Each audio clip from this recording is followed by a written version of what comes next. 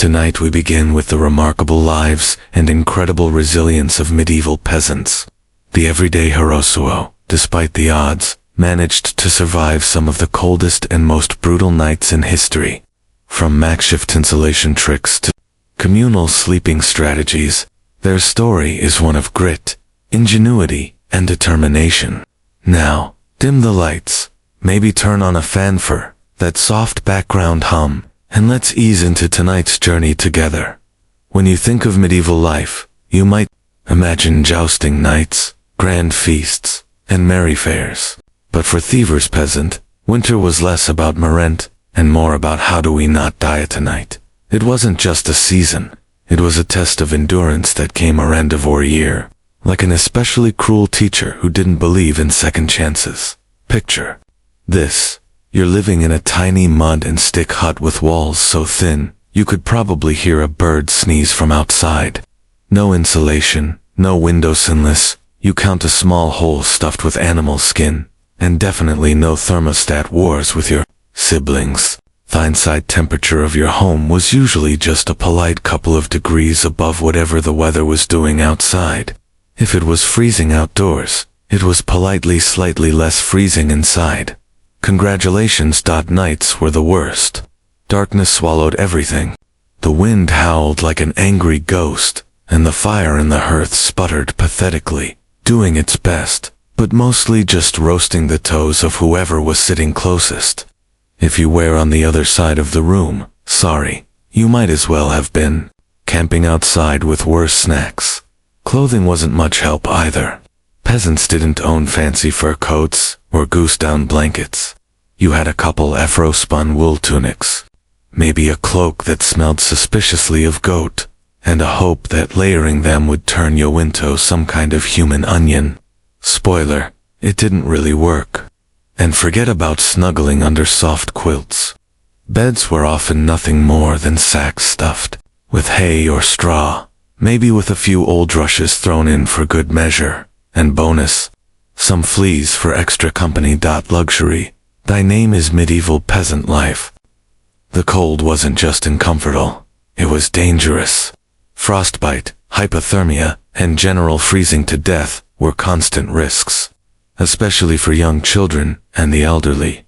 Every morning that you woke up still breathing was considered a minor miracle and honestly worth celebrating, maybe with a slightly less frozen turnip for breakfast. So yes, surviving a medieval winter wasn't about comfort. It was about gritting your teeth, piling one piece of cloth you owned, huddling with your livestock, and praying you didn't wake up with icicles hanging off your eyebrows. And the real adventure, it was just beginning. If you think your apartment is drafty because the window doesn't close properly, medieval peasants would like a word. Their homes weren't just drafty, they were basically very enthusiastic wind tunnels with a roof. Most peasant houses were what historians politely call well-endowed construction. Translation: sticks crisscrossed like a giant basket, smeared with a charming mixture of mud, straw, and animal dung. Yes, dung. They weren't trying to be gross. Dung was a cheap, sticky insulator. Plus, it was always readily available, shall we say. These walls, no matter how lovingly sneered, didn't stand much chance against a proper winter storm. The cold wind found every gap and gleefully danced its way into the one-room homes, swirling around and making sure you never got too comfortable. Privacy? Absolutely not. Warmth? Not really. Character building? Definitely. And then there were the roofs. Thatched roofs looked picturesque, sure, but after a few months of rain and snow, they sagged, leaked, and occasionally let in local wildlife. Nothing says pleasant evening like a squirrel dropping onto your dinner. Windows, if they existed at all, were laughably tiny and usually covered with thin animal hides or wooden shutters. Glass was so expensive that even the lord of the manor probably couldn't afford more than a single tiny pane. And peasants, they were just happy if the wind didn't rip the cowhide right off the wall, mid-blizzard. To make matters worse, floors were often just compacted dirt. When it rained or snowed heavily, mud seeped up through the ground, so technically you could say they had indoor water features. Not that they appreciated it. In winter, every step inside your own home could feel like trudging across a frozen marsh. Cold from below, cold from above, cold from inside. It was a three-dimensional assault on your body heat. But medieval peasants weren't the type to whine. They packaged apps with moss, jammed old rags into the worst drafts, and huddled close to each other. Human insulation at its finest. Creativity, stubbornness, and a bit of sheep grease rubbed into the walls were often the only things standing between them and becoming medieval popsicles. Because if your house was falling appertand, your best protection against the elements involved mud and goat hair. Well, at least you could laugh about it, sort of, if your teeth weren't chattering too hard. As if the freezing air wasn't enough, medieval peasants also had to battle a silent enemy rising from below, the frozen ground itself. Floors weren't really floors back then. They were just slightly flatter patches of earth inside your home. Maybe if you were lucky, someone had thrown down some straw or old rushes to give you the illusion of comfort. But make no mistake, you were sleeping one insult back away from the cold, hard dirt. And oh, that cold was relentless. It seeped from the earth like an evil little ghost worming its way through the straw, into your bones, and straight into your very soul. If you dropped anything onto the floor during a winter night, congratulations. It was now part of Theperafrest. Medieval peasants tried to fight this grim battle in a few ways. One method was layering thick mats of straw across the floor. If you could afford it, or more realistically, if you could steal enough of it from your neighbor's field without getting caught, you might have a decent insulating barrier. But straw flattened fast, got moldy even faster, and added an extra crunchy soundtrack to your already miserable nights. Some homes layered dried rushes onto the dirt instead. Every so often, they would throw fresh rushes on top without cleaning out the old ones. Over time, this created a fascinating necessity of decomposing plants, fleas, and whatever mystery creatures decided to move in. It was basically medieval carpet padding. If your carpet was alive, slightly damp, and smelled like a wet dog. Beds, for those who had them, didn't solve much. They were usually little more than wooden frames packed with, you guessed it, more straw or hay. Instead of cozy mattresses, you had poking, shifting, crunchy layers that did little against the cold radiating from below. Tossing and turning wasn't about comfort. It was a desperate, awkward dance to keep blood flowing and avoid freezing one side of your body. The truth is, medieval peasants didn't conquer the icy ground so much as learn to live uncomfortably above it. A good night's sleep wasn't about dreams or softness. It was about waking up with all your toes still attached. And if you could pull that off, hey, you were doing better than most. If medieval homes had a single hero during winter, it wasn't the roof, or the walls, or even the brave of dirt and dung insulation. It was the hearth, a crackling, stubborn fire pit that served as the only real defense against the cold, the darkness, and the general gloom of medieval life. At the center of nearly every peasant home was a simple fire. No fireplace with a fancy stone mantle, no chimney sweeping the smoke skyward. Instead, you had a basic pit or pile of stones, some half-burned logs, and enough smoke pouring into the room to make you wonder if you were slowly beaming a ham. That's right.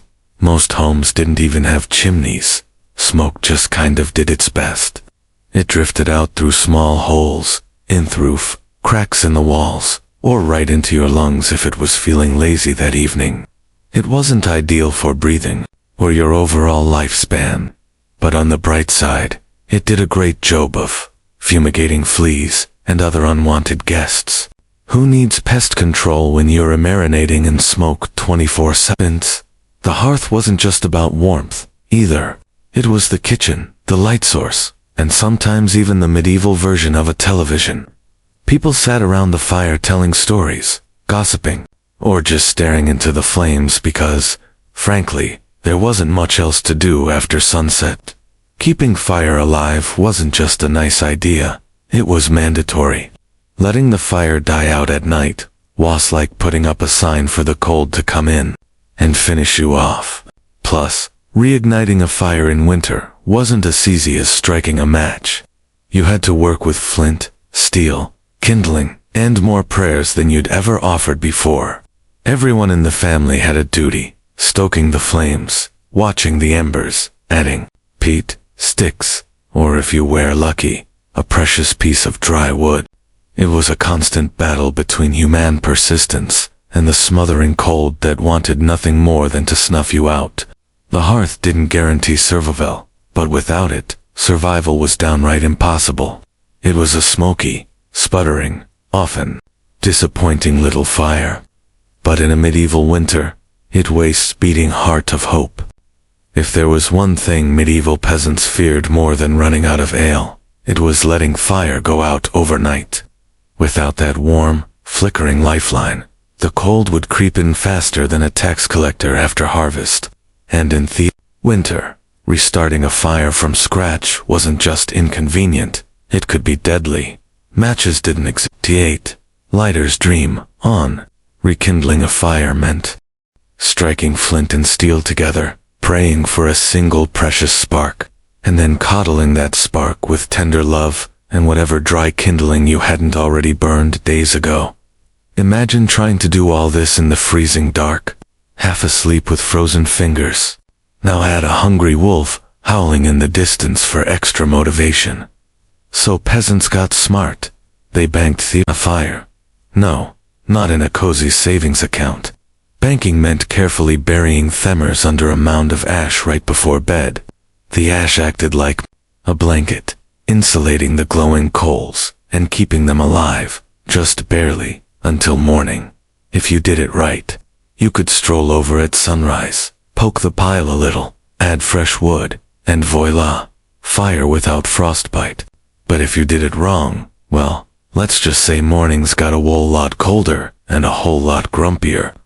Fire banking was an art passed down from parent to child like a prized family recipe. Everyone had their own little secrets. Some said use dry ash only. Others insisted a bit of dampness was key. Some packed the embers tight, others let them breathe. You could practically start a medieval argument just by suggesting a better fire banking method. It was the ancient version of arguing over barbecue techniques, just with slightly higher survival stakes. Sometimes banking the fire wasn't enough.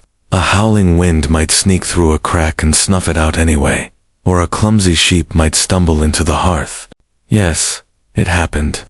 That's why some families took turns getting up in the night to check the coals. Basically the medieval equivalent of sleepwalking toe, the thermostat.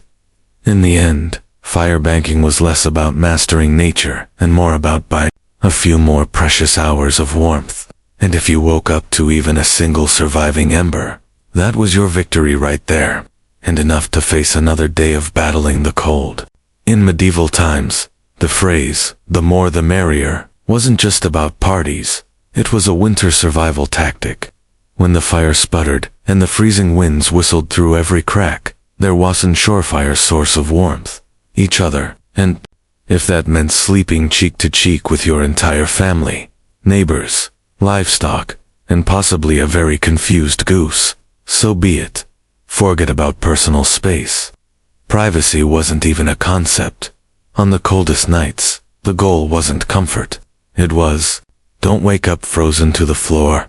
Entire households piled into the warmest corner of the house, wrapped in whatever scraps of cloth they could find, and for what could best be described as a desperate, snoring human lasagna. Younger kids squeezed in between parents. Grandparents snuggled under the outer layers, and if Cousin Ethel showed up unexpectedly, well, there was always room for one more. If you were lucky, you got toeslip in the middle, where body heat radiated from all sides.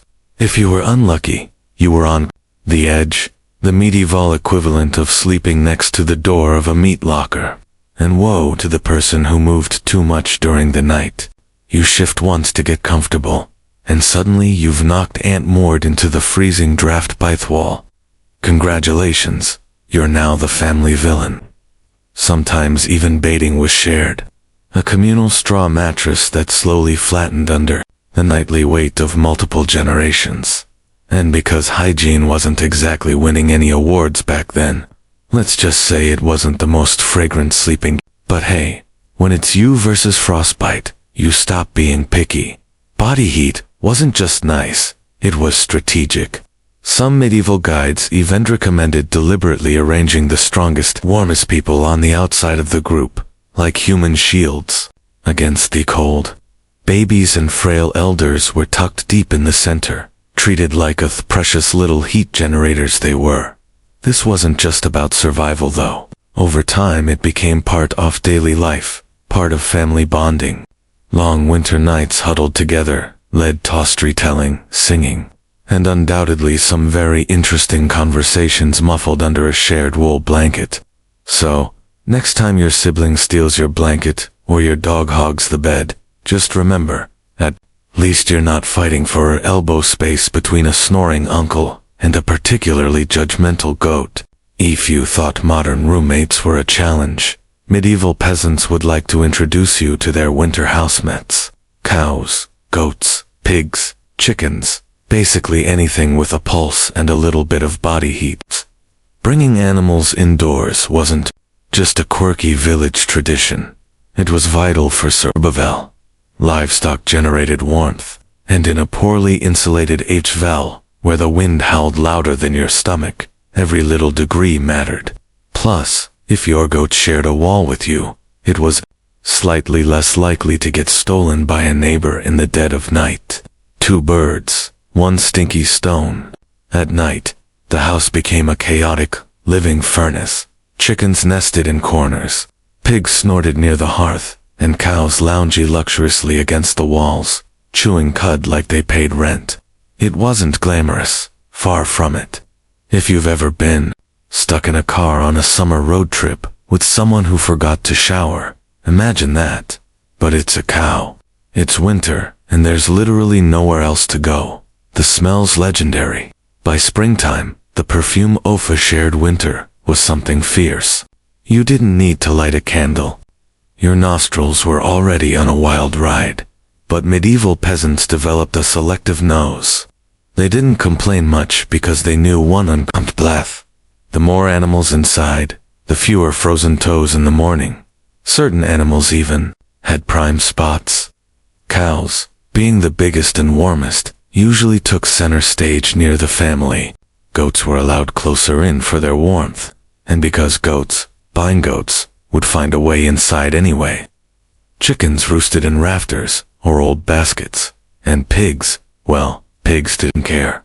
They plopped down wherever they pleased, probably right in the middle of the floor. Of course, sharing your bedroom with livestock wasn't without hazards. Imagine drifting off peacefully, only to be rudely awakened by a chicken deciding your hair makes a good perch, or stepping barefoot into something suspicious first thing in the morning. Yes, medieval mornings could be full of surprises. Still, despite the noise, the smells, and the occasional hoof to the ribs, peasants understood the simple math. Cold kills and cows cuddle, whether they want to or not, in the battle against winter's icy fingers. A warm, slightly slobbery cow breath was often the deciding factor between life and death. In medieval winters, fashion wasn't about looking good. It was about not dying. Peasants weren't flipping through the latest trends. They were layering up like they were preparing for battle against the Grim Reaper himself. The rule was simple. If you owned it, you wore it. Sometimes all at once. First, the basic undertunic, a scratchy, probably not too clean linen shirt. Over that, a thicker woolen tunic. Then another if you had it. Add some leggings that sagged at the knees, a rough cloak draped over your shoulders, and if you were really lucky, a patched-up sheepskin thrown on top like a prize trophy. Congratulations, you were now approximately 10% warmer and 90% itchier. Boots were a luxury. Many peasants wrapped their feet in layers of cloth or old rags and stuffed them into wooden clogs. If the cold still bit through, well, you just added another rag and hoped you didn't lose a toe. And forget about washing all these layers. Washing your clothes in the middle of winter meant dragging them to a frozen stream, smashing through the ice, and then waiting 2 days for your only shirt, tawdry.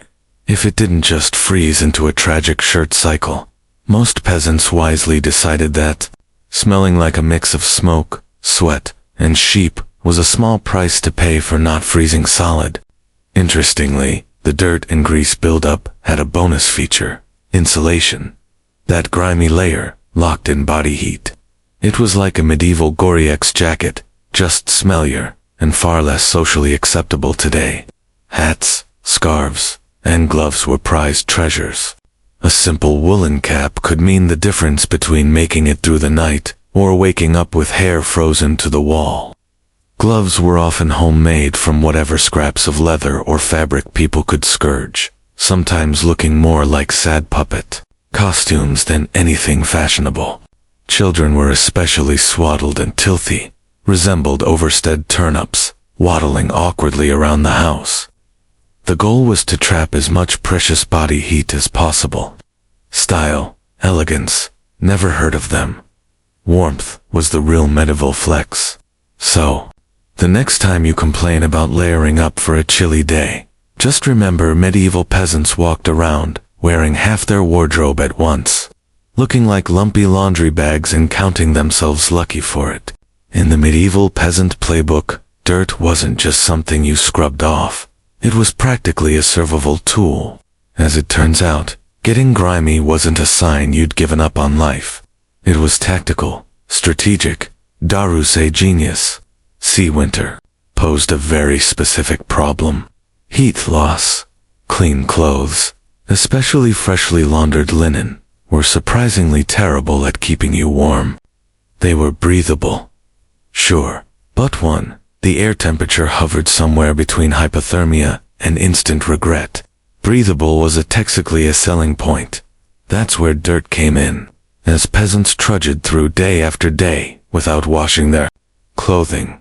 Layers of grime, natural body oils, and good old-fashioned mud began to build up on their tunics, cloaks, and leggings. Over time, this natural armor clogged the tiny gaps in the fabric, making clothes more wind-resistant. It was like medieval weatherproofing, just smellier. Sure, you smelled like a goat who lost a bet, but guess what? You were warm. In fact, some medieval folks believed that washing yourself too often in winter could actually make you sick. Better to keep that protective holy filth barrier intact. Bathing was rare, laundry even rarer, and soap, when it existed, was reserved for serious occasions, like when the bishop showed up, or maybe right before you died. Adding to the strategy, peasants layered their clothes without changing the ones underneath. You just threw your new layer on top of last month's, as eventually, you became a walking museum of the past 6 weeks. Every stain telling the heroic story of that one time I slipped in the mud but didn't die. To outside observers, medieval peasants might have looked and smelled like they had completely given up on hygiene. But peasants knew better.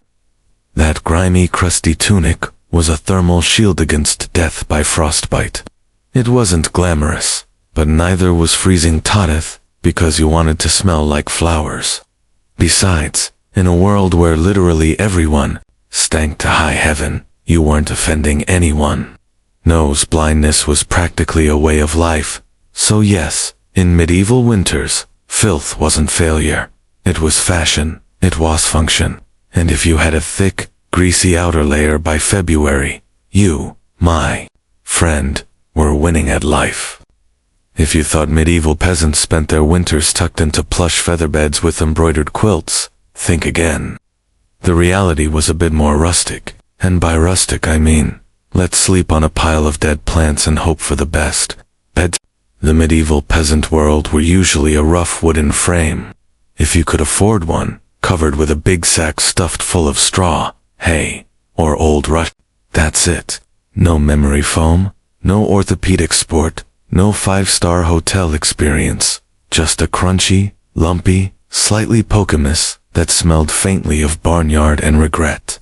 Every toss and turn in the night brought a delightful soundtrack of crinkling, straw, and the occasional sharp jab from a rogue stalk. Some peasants even skipped the wooden frame altogether and just threw the straw straight onto the dirt floor, creating a luxurious groundal sleeping experience that modern influences would probably rebrand Ozarth-connected slumber. The straw mattresses weren't just uncomfortable, they were temporary. Over time, Thistra flattened, grew moldy, attracted bugs, and generally turned into a biological hazard zone. Changing the straw was a big event, usually done a few times a year if you were diligent, or whenever your bed started actively moving. Without your permission, rushes were a popular alternative. These long grasses were spread thick on the floor, sometimes mixed with herbs like lavender or rosemary to mask the overwhelming odor livestock aroma of daily life. Fresh rushes smelled lovely for about a day. After that, they became part of the muddy, trampled landscape inside the house, blending seamlessly with dirt, food scraps, and whatever else wandered in.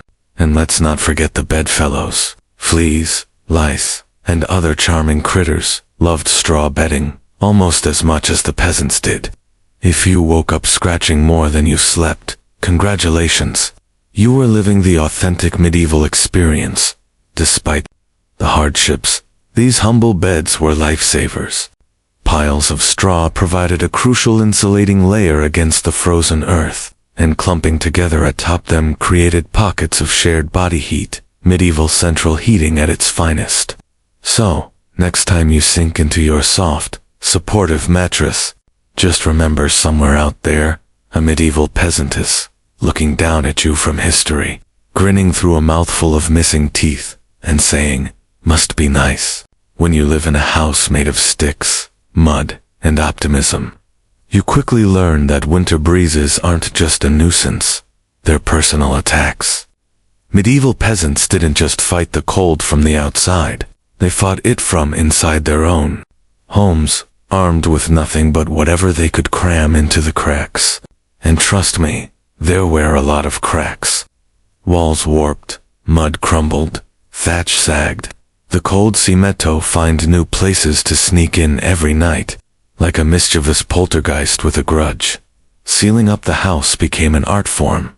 Peasants stuffed gaps with moss, straw, scraps of old cloth, bundles of dry grass, and sometimes even animal hair. If it was soft, squishy, or vaguely insulating, it was jammed into a hole somewhere. Some particularly determined souls daubed extra layers of mud and dung over the outside of their walls as an annual winter project. Imagine standing there in freezing weather, slapping cold manure onto your own house, while muttering, "This is fine, this ice luxury," because in a way, it was. Roof leaks were another battlefield. Thatch, while cheap and plentiful, wasn't exactly waterproof, especially after a few seasons of rain and snow. Peasants would plug holes in the roof with spare bits of cloth, bundles of reeds, or in moments of true desperation, chunks of turf stolen from nearest field. Every home eventually started to look like a slightly sad patchwork quilt made by someone who gave up halfway through. Doors, windows, if you had them, you were lucky. But even then, they were little more than wood planks hung by iron nails and sheer stubbornness. Window holes were often covered with animal hides or thick cloth, soaked in animal fat to block out the worst draft sand, add a bonus aroma of mystery meat to the living space. Every night was a battle between human ingenuity and the relentless sneaky cold. One minute you were warm, the next minute, a sudden gust would find the one spot you missed, slapping you awake like a frosty hand of doom. Yet somehow, through cleverness, stubbornness, and a refusal to accept, slightly frozen as a permanent state of being, medieval peasants patched, stuffed, and muddled their way through the worst winters nature could throw at them, one muddy handful at a time. When the cold bite sure enough to keep you awake at night, medieval peasants had a solution. Don't even try to pretend everyone's sleeping at once. Instead, they developed a survival strategy that today would make any military commander proud: sleeping in shifts. It wasn't some grand organized system with whistles and roll calls. It was far simpler and much more desperate. Half households stayed awake, tending to the fire and patching up stray drafts, while the other half curled up under threadbare blankets and hay, trying to catch a few precious hours of half-frozen sleep. The fire needed constant attention. Left alone, it would die down, and restarting it, remember, weighs about as easy as getting a stubborn donkey to dance. So, someone had to be on ember patrol, and since no one wanted to get up once they were finally warmish, families rotated shifts. You dozed for a few hours, got elbowed awake, then stumbled over to the hearth to poke, prod, and curse the fire back to life, while trying not to step on a goat. The rotation wasn't glamorous. There were no night vision goggles, no late-night snacks, and certainly no 5 more minutes snooze buttons. Just stiff joints, heavy eyelids, and a growing resentment toward whoever snored loudest during your shift. Children old enough to hold a stick were pressed into service, learning early that in winter everyone pulled their weight or grandparents sometimes stayed by the fire longer, both because of their experience and frankly because arthritis made lying down and getting up again a monumental event. And when it was your turn to sleep, good luck with people moving about, and a wind battering the walls, and the occasional sharp nudge from a sibling who accidentally rolled over too hard. Getting quality rest was a miracle. Yet, despite the exhaustion, the system worked. Sleeping in shifts meant that there was always a set of eyes and cold, begrudging hands ready to keep the hearth alive. The embers survived, and by extension sodded the family. So next time you grumble about waking up to adjust the thermostat, or let the cat out, spare a thought for medieval peasants squinting into a smoking fire at 3 a.m., wondering if toes were really that important, after all. You know it's cold when you have to think about how you breathe, just to stay alive.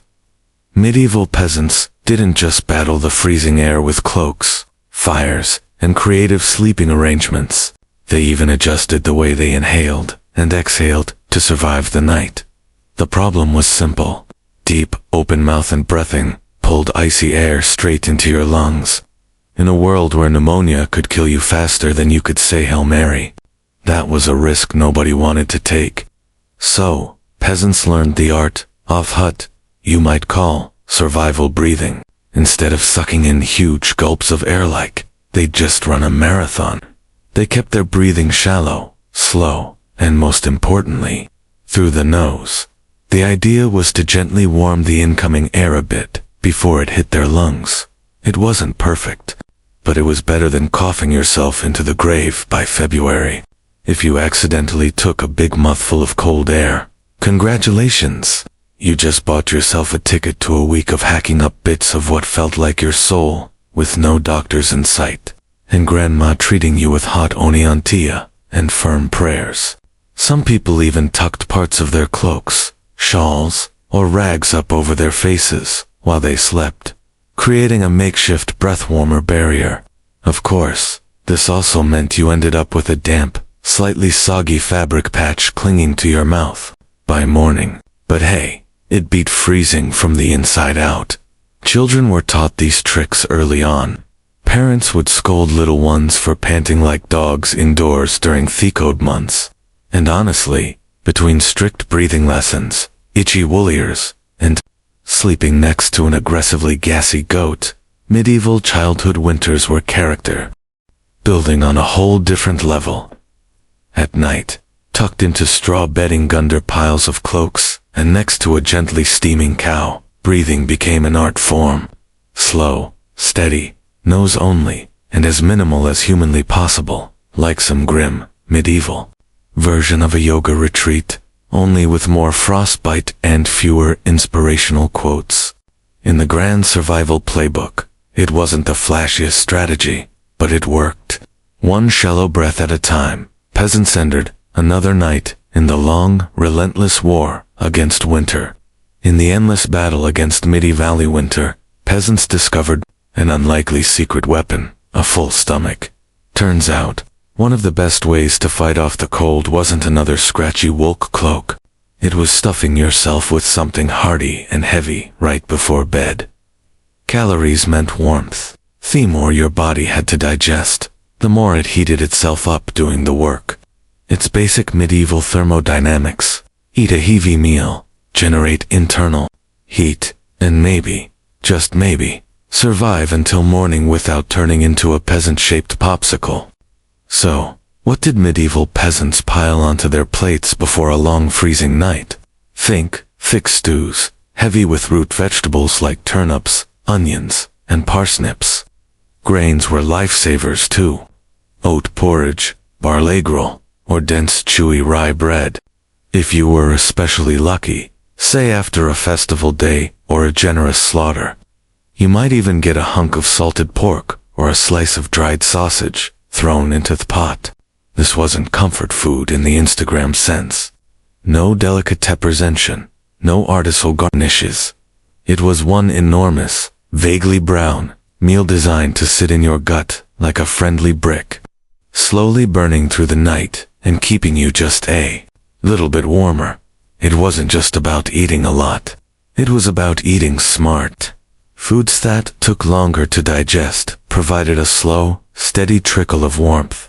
Fatty foods were particularly prized, not just for the energy they provided, but because fat burned slower than lean meat. A belly full of stew, bread, and a questionable amount of lard, peak medieval winter luxury. Parents made sure, even the pickiest children ate heartily. Nobody cared if little Thomas didn't like turnips. You ate the turnips, or you shivered through the night, thinking about how much you missed the turnips. Harsh but effective parenting medieval style. Of course, heavy nighttime. Eating came with its own hazards. You might be warmer, but you were also risking a night of vivid, bizarre dreams fueled by a stomach trying desperately to process an entire field's worth of cabbages. Was it worth it? Absolutely, because in the end, peasants weren't aiming for a Michelin star meal. They were aiming to survive. And if that meant going to bed full, bloated, and breathing gently through your nose next to a steaming cow, well, that was just another night in the ongoing quest to see another frosty sunrise. Long before electric blankets and fancy heated mattress pads, medieval peasants had to get creative if they wanted a little extra warmth at bedtime.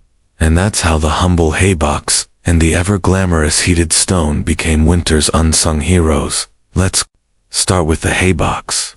It sounds rustic, and it absolutely was, but the idea was pure genius. Peasants would take a sturdy wooden box, line it thickly with hay, and use it to store food that had been cooked earlier, keeping it warm for hours. Leftover stew, hot porridge, toss it into the haybox, cover it up, and it stayed hot enough for a late-night snack without needing to risk reigniting the fire. Medieval slow cookers, basically. But peasants didn't just stop at food. If hay could trap the heat from a stew pot, it could also trap the heat from something even better. Rocks. Enterth era of the heated stone. Before heading to bed, someone, probably whicher, unlucky child lost the family argument, would grab a flat stone and chuck it into the heart of the hearth fire. After roasting it until it was nearly too hot to touch, a fine line between helpful and third-degree burn, they'd fish it out using a stick or some old tongs. The stone, still radiating blissful warmth, would be carefully wrapped in rags, tucked into an old piece of cloth, or jammed into a clay pot, then slipped under the hay in the mattress, or down at the foot of the bed. A medieval heating pad ready to do battle against the frozen earth. Of course, there were risks. If you didn't wrap the stone properly, congratulations. You now had a small localized house fire, and if you dropped it on your foot, well, let's just say winter injuries weren't always caused by slipping on ice. But when everything went right, that stone provided precious, comforting warmth that could last for hours. It wasn't luxurious, but when you lived in a half-frozen hut, luxury was defined as not waking up with icicles dangling from your nose. the grand arsenal of medieval winter survival. A hot rock tucked into some hay might not sound glamorous, but for peasants clinging to whatever heat they could find, it was a tiny miracle. In a medieval peasant's home, the hearth wasn't just where you cooked dinner. It was practically a family member. A temperamental, smoky, sometimes uncooperative family member, sure, but still absolutely essential to survival, especially when it came tomato sleep. The closer you were to the fire, the better your odds of waking up unfrozen. That meant sleeping arrangements were less about personal preference and more about strategic positioning. Infants, the elderly, and anyone sick or frail got first dibs on prime hearth real estate. Parents, older kids, and sturdier adults fanned out from there like human insulation layers. Being assigned a spot close to the fire wasn't just kindness. It was basic survival math. Babies were fragile hit generators, and elders were precious repositories of family knowledge, and let's be honest, the best gossip. Protecting them with prime warmth was non-negotiable. But it wasn't all cozy toasting by Thefamace. Too close and you risked waking up with your hair singed or your cloak smoldering suspiciously. Too far, and you were basically camping in an icebox. It was a delicate dance. Stay near enough to bask in the fire's glow, but not so near that you had to explain to your neighbor why you now looked like a half-cooked roast. The fire also didn't spread warmth evenly.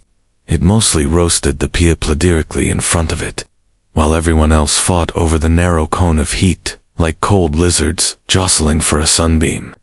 If you were lucky enough to fall asleep facing the fire, you might have one blissfully warm side, and one side frozen so solid you could probably knock in it.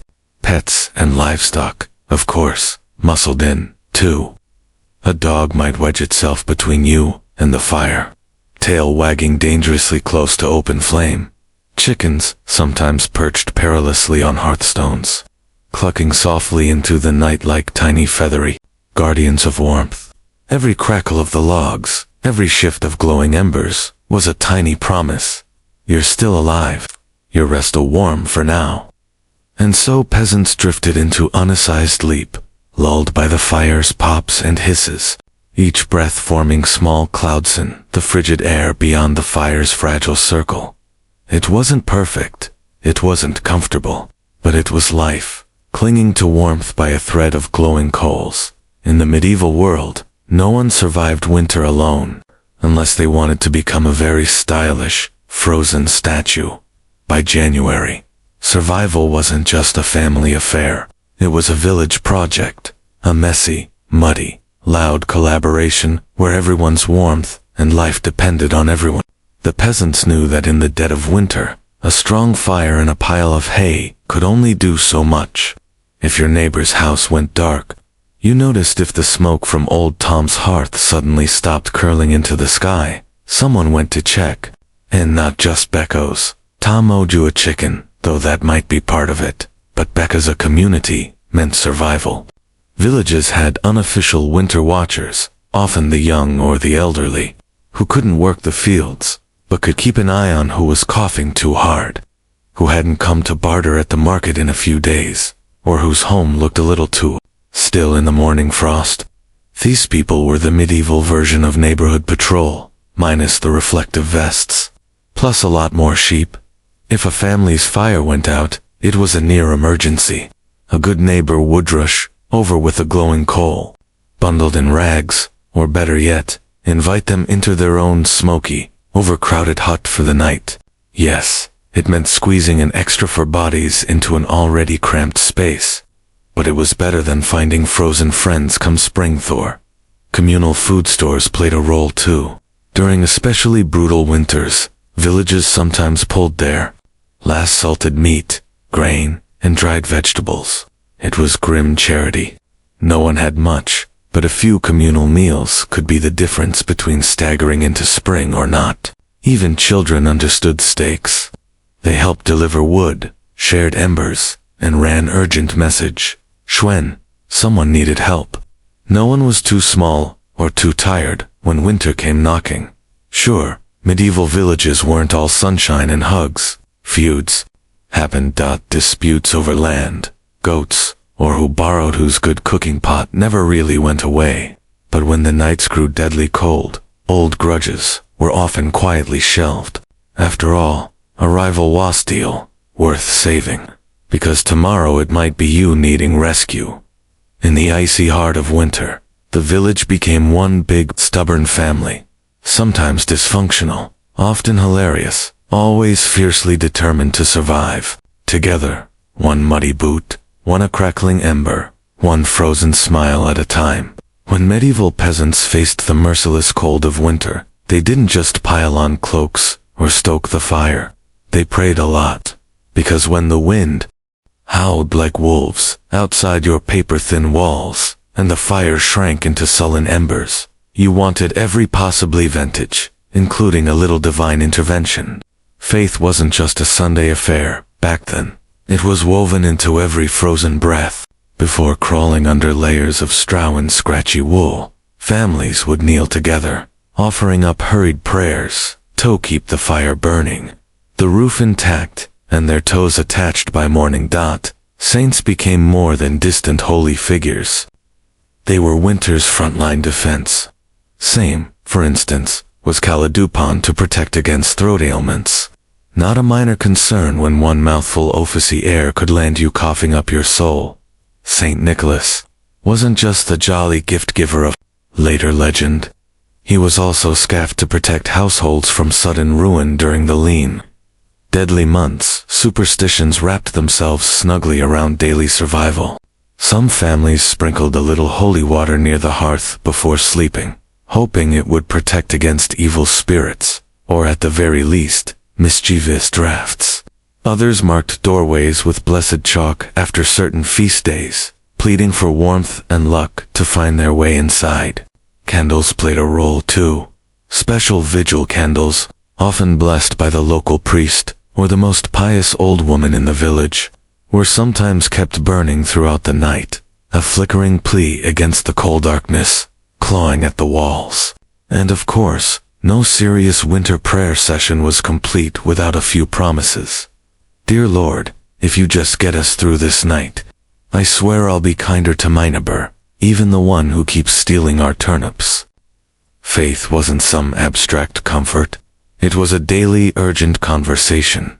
The peasants weren't asking for luxury, just storval, a little heat, a little food, and one more day to muddle through until spring broke the frozen grip on their tiny villages.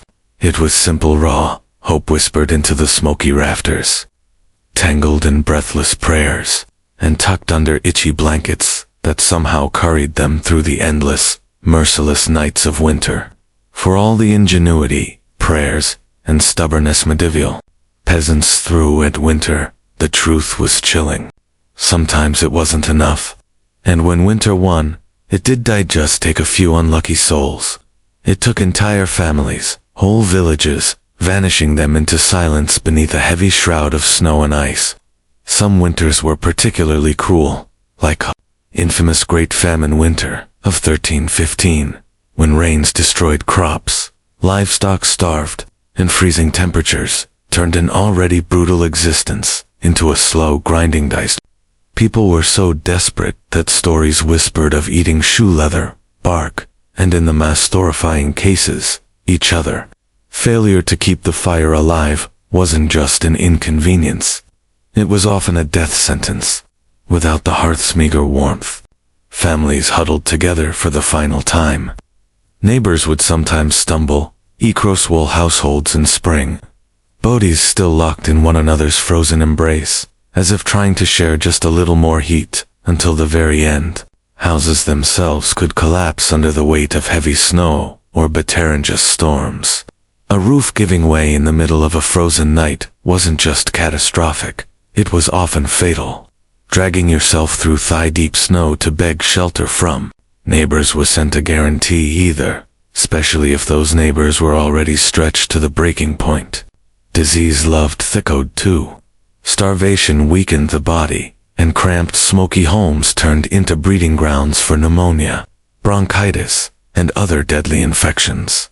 A simple cough, in December could easily be a funeral by January. And then there was the quiet horror, frostbite, fingers, toes, even ears blackened and dead while still attached to their owners. Some villagers survived winters at the cost of their limbs, a grim badge of honor that said, "I made it through, but winter took a piece of me." Yet, what's most haunting isn't just the death. It's the eerie normalcy of it. People accepted that each winter some among them wouldn't see the thaw. Death wasn't unexpected. It was just another neighbor at the door, wrapped in frost, waiting its turn. Even amid the bitter cold and constant threat, medieval peasants pressed on, stubborn, grieving, clinging to life. Because, as long as there was one ember left in the hearth, one breath hanging in the frozen air, there was still a fight worth fighting. When we look back at medieval peasants, those muddy, frostbitten survivors of endless winters, it's tempting to see only their hardships, the cracked hands, the frozen toes, the smoke-choked huts. But buried beneath all that struggle is something far more powerful, a legacy of raw, stubborn ingenuity and unbreakably endurance. They didn't have central heating, thermal jackets, or cozy memory. They didn't even have the luxury of assuming they'd survive until spring. But what they did have, and what they left behind, was the blueprint for resilience. Every hay-stuffed mattress, every hand-banked fire, every moss-scrubbed wall gap was a testament to human creativity under pressure. Faced with impossibles, they didn't collapse in despair. They adapted. They learned from Theland, from each other, and from the bitter lessons carved by each brutal winter. Their communities were built on more than shared land. They were built on shared survival. They taught each other to watch over the sick, to pull resources when food ran low, to trust that helping a freezing neighbor, me and someone, might help you tomorrow. They lived by the understanding that no one beats winter alone. Their faith, too, was a kind of endurance. They wove prayers into their daily lives, not just out of fear, but out of hope. Fragile, stubborn hope that tomorrow might be a little warmer, a little brighter. Hope that after 100 dark nights, spring would come again, and life would find a way to push through the frozen ground. And somehow it did, because of their sacrifices, because of their unglamorous victories. Surviving one more night, one more storm. Future generations thrived. Bit by frozen bit, they pushed humanity forward. Enduring winters their ancestors could barely survive on, and comfort became common expectations. Instead of distant dreams, their blood, sweat, and ingenuity are stitched invisibly into the lives well of now.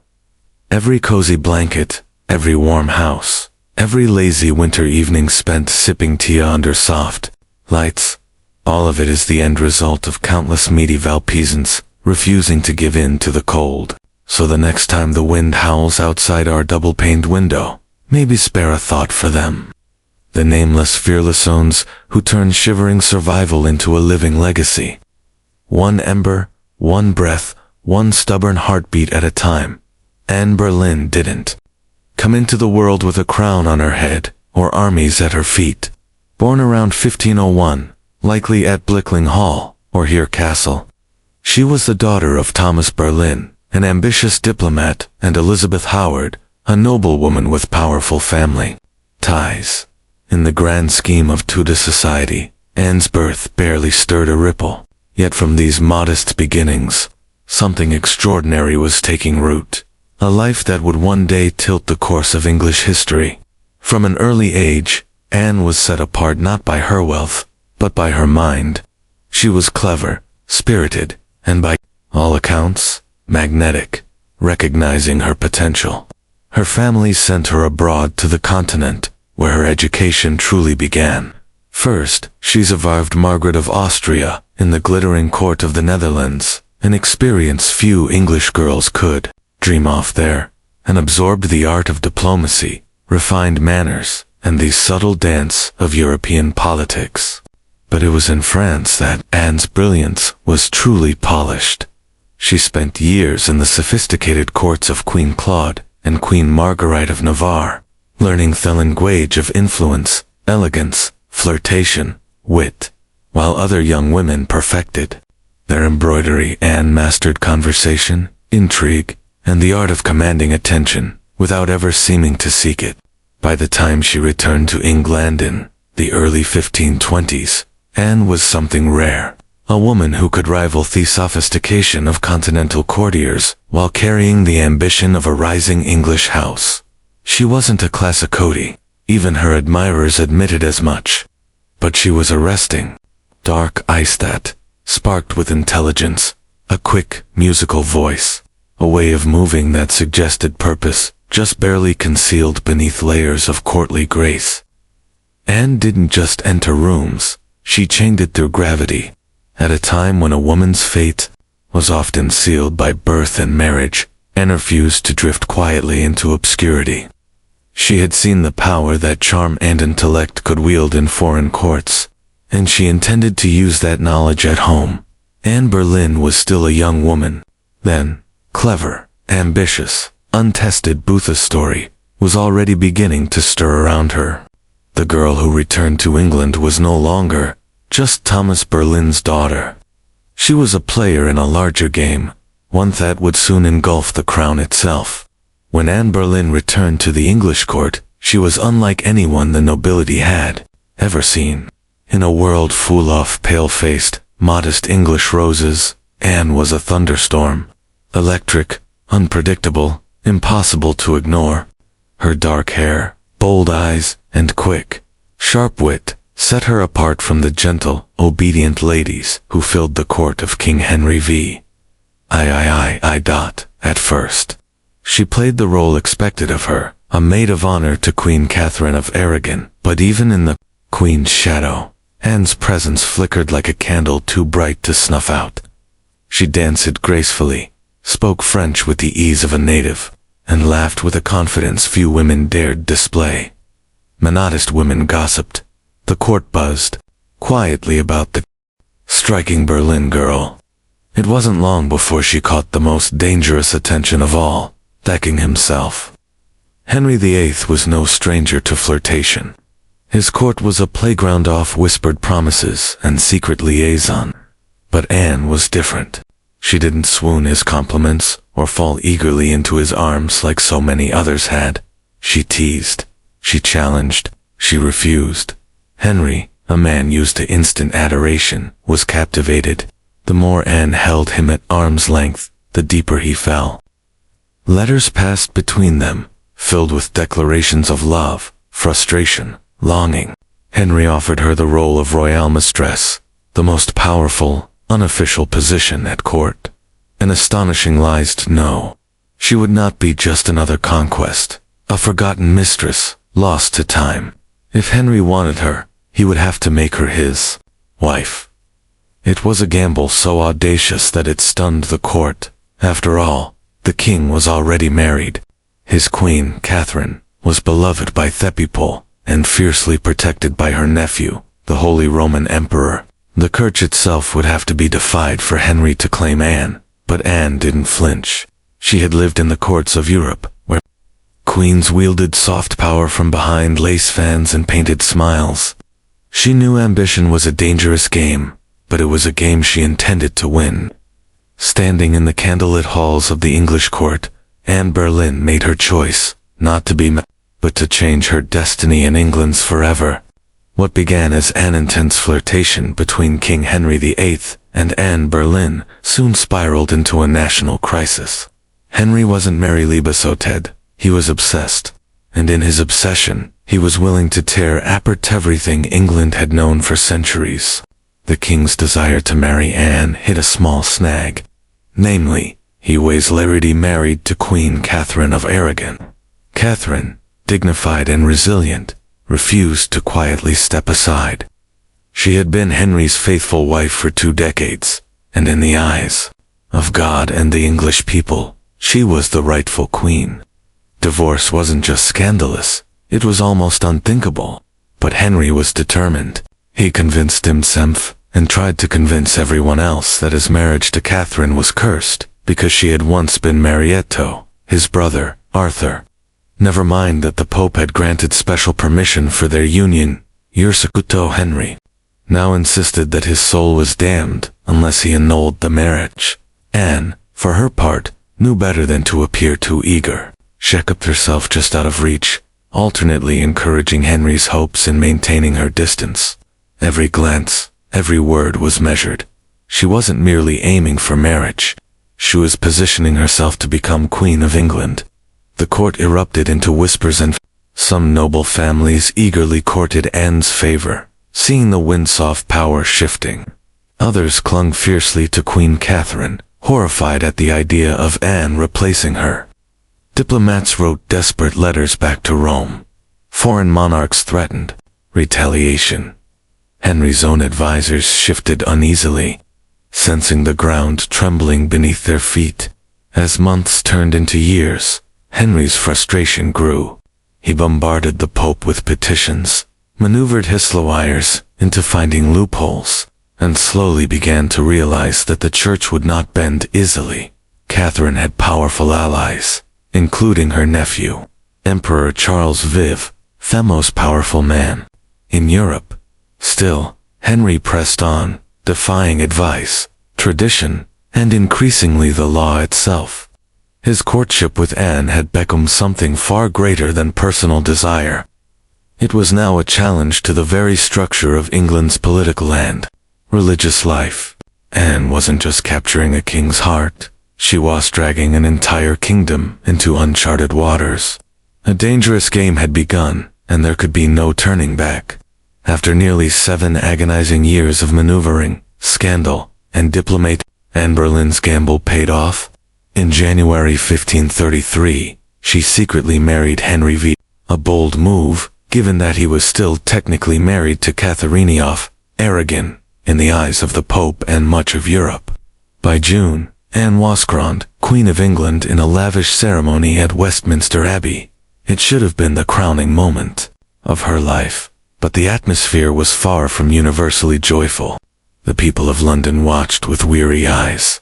Some cheered, others muttered prayers for Queen Catherine. Many wondered if this new queen, with her French manners and daring spirit, was a blessing or a curse. And entered her queenship, not as a beloved figure, but as a storm. Unlike Catherine, who embodied traditional English values of humility and piety, Anne was dazzling, provocative, and politically savvy. She wore bold colors, commanded the court with sharp intelligence, and made powerful enemies with breathtaking speed. Her position, while seemingly secure, was also terrifyingly precarious. Everything rested on one thing, providing Henry with a male heir. Anne knew this as keenly as anyone. She was not merely Henry's lover no more, she was the hope of a dynasty. Early in her pregnancy, Anne and Henry were elated, certain the child would be a boy. But in September 1533, Anne gave birth to a daughter, Elizabeth. To Anne's credit, she must get her, crushing disappointment with grace, insisting the next child would surely be a son. Henry, however, was less composed. His eyes, once full of adoration, now flickered with doubt. Still, for a time, Anne's star burned brightly. She reshaped the English court in her image, elevating her family to unprecedented heights, and becoming the first queen in English history, crowned with the sacred oil usually reserved for kings. Her influence was vast. Foreign ambassadors sought her favor. Courtiers reshuffled alliances to be in her good graces. The once obedient Henry began moving England officially away from Rome, creating the Church of England with himself at its head, also that Anne's crown could not be questioned. Yet even in her triumph, dark clouds gathered. Friends whispered behind their hands, rivals circled, waiting, and Henry, fickle and restless, was already beginning to look beyond the brilliant woman who had rewritten the kingdom for him. Anne had won the throne, but keeping it would demand more than charm, ambition, or even love. Anne Boleyn had climbed higher than almost any woman of her time. But the higher you rise, the harder the fall. Almost from the moment she placed the crown on her head, the cracks in her world began to show. At the heart of Anne's struggles was the pressure to produce a male heir. Her first child, Elizabeth, though bright and healthy, was not the son Henry Vaith had hung his dynastic hopes upon, and the clock was ticking. Anne suffered multiple pregnancies in quick succession, but heartbreak followed. Miscarriages that left her physically weakened and emotionally battered. Each lost child chipped away at the foundation she had built. Henry, unsurpassably devoted, began to pull away, his disappointment carving rifts between them. Anne, never one to suffering silence, argued, demanded, fought to keep her place. But Henry, a man who prized obedience as much as beauty, grew tired of her sharpness, her defiance, the very fire that had once drawn him in. Outside the royal chambers, enemies were gathering like wolves. Many nobles who had tolerated Anne's rise with gritted teeth, now openly schemed for her own. Catherine of Aragon's supporters never forgave Anne for what they saw as theft and sacrilege. Even commoners whispered against her, calling her the great blaming heifer. The schism with Rome, and the heavy-handed changes that followed. And then came Jane Seymour, quiet, demure, everything Anne was not. Jane captured Henry's wandering Gatenshaw just as Anne's influence began to wane. Where Anne had dazzled him with brilliance and challenge, Jane offered soothing compliance. It was a dangerous shift, and an imperceptive as ever. Saw it happening. She tried to reclaim her position, lavishing attention on Henry, promising more sons, begging for patience. But the king, ever fickle, had already begun imagining life without the woman for whom he had once torn a kingdom apart. Anne's political enemies, including Thomas Cromwell, once her ally, sensed the changing tide. They began laying the groundwork for a campaign of destruction, quietly gathering accusations, rumors, and witnesses. The woman, who had played the dangerous game of ambition so masterfully, was now losing ground. Anne had won her crown through cunning and courage. But, in the brutal shifting world of Henry's court, past victories meant little. Only fresh success mattered, and Anne's enemies were sharpening their knives. The queen, who had shattered a kingdom, would soon see how quickly a kingdom could shatter her. And Berlin's enemies didn't attack her with armies or swords. They came with whispers, secrets, and carefully sharpened lies. In the back rooms of betrayal was brewing. Silent, patient, deadly, Thomas Cromwell, once Anne's greatest ally in the English Reformation, had turned against her. Their alliance had been built on mutual ambition, but now their interests clashed. Anne wanted reforms to help Thepper and limit the power of greedy nobles. Cromwell wanted stability, favor with Henry, and no interference. Anne's boldness had made her dangerous, and in Henry's fickle heart, love had curdled into irritation, suspicion, and cold attackment. Anne had few true friends left. Even her charm, once her greatest weapon, now grated against the court's hunger for a gentler, more pliable queen. And Jane Seymour, quiet and calculating, waited just out of sight, the perfect contrast to Anne's fading fire. It was Cromwell who moved first. Knowing Henry was restless, knowing that the king wanted an exit, but lacked a convenient excuse, Cromwell offered a solution. What if Anne could be removed? Not by divorce, which would humiliate Henry, but by disgrace. The accusations were wild, monstrous even: adultery, incest, conspiracy against the king. Anne, the proud, brilliant queen, painted as a betrayer, a temptress, a threat to the very crown once redefined. Cromwell carefully gathered evidence, coaxing confessions under torture, twisting courtly flirtations into damning testimony. Several men, including Anne's own brother, George Boleyn, were arrested. The charges made little sense. They were riddled with contradictions and impossibilities. But in Henry's court, truth was whatever the king needed it to be. Anne, sensing the tightening noose, fought desperately. She appealed to Henry's memory, to the love they had once shared, but it was no use. The man who had once torn England apart for her now refused to meet her eyes. In May 1536, Anne was arrested and taken to the Tower of London. As the great gates slammed shut behind her, she knew the truth. She was no longer a queen. She was a prisoner, a pawn trapped in the brutal game she had once played so masterfully. Betrayal had sealed her fate, and now, alone in the tower, Anne Boleyn waited for the final move. Anne Boleyn stood in the great hall of the Tower of London, facing a tribunal of nobles, many of whom owed their very titles and fortunes to her rise. Now they sat in judgment, cold and watchful, prepared to erase the woman who had once changed the destiny of England. The charges against her were shocking: adultery with multiple men, including her own brother, George Boleyn, high treason conspiracy against the king. In another world, such accusations against a queen would have been unthinkable.